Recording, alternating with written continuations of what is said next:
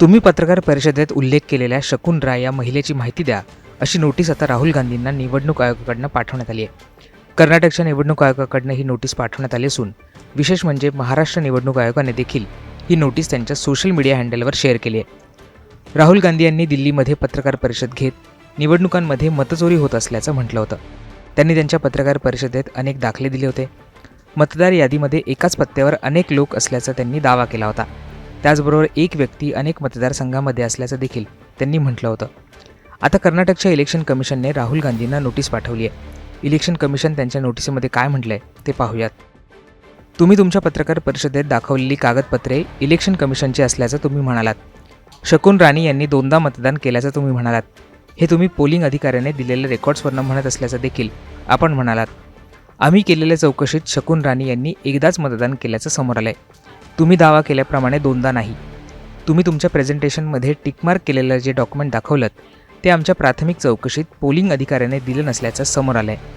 त्यामुळे शकुन राणी किंवा इतर कोणी 2दा मतदान केलं आहे या निष्कर्षापर्यंत तुम्ही कसे आलात हे सिद्ध करण्यासाठी योग्य कागदपत्र उपलब्ध करून द्या, ज्या आधारे चौकशी करता येईल.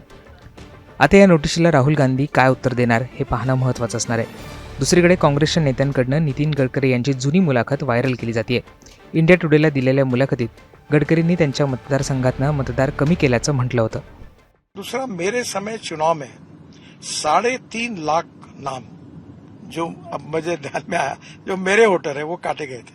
3.5 लाख वोटर्स ऑफ योर्स वर कट, बट कई लोग कहते हैं ये आपके खिलाफ साजिश थी कि आपको कमजोर करने के लिए नेम्स वर cut off from the voter list.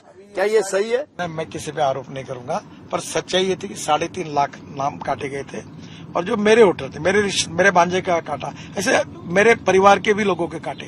तो ये जो 3.5 लाख वोटर है वो फिर से अंदर आए. एक दूसरी बात, जो गलत प्रचार हुआ था उसके बाद अब लोगों को पता चला है ना संविधान बदलने वाले हैं, ना संविधान बदलने के बारे में हमारी कोई पॉलिसी है. ये पूरी तरह झूठा प्रचार था. त्यामुळे ते या सगळ्या प्रकरणात पुढे काय होतं हे पाहणं महत्त्वाचं असणार आहे. ब्युरो रिपोर्ट, मुंबई तक.